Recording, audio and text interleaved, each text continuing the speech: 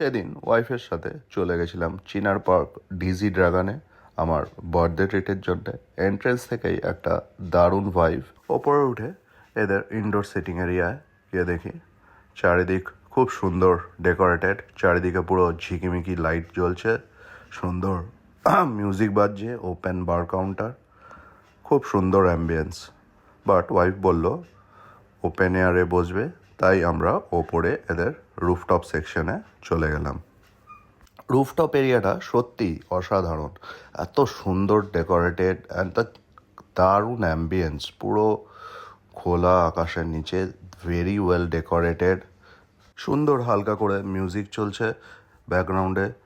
একটা জিনিস দেখে খুব ভালো লাগলো, they have a separate smoking area, কেউ ওপেনলি স্মোক করতে পারবে না। তারপর আমরা আমাদের ফুড আর ককটেলের অর্ডারটা করে দিয়েছিলাম।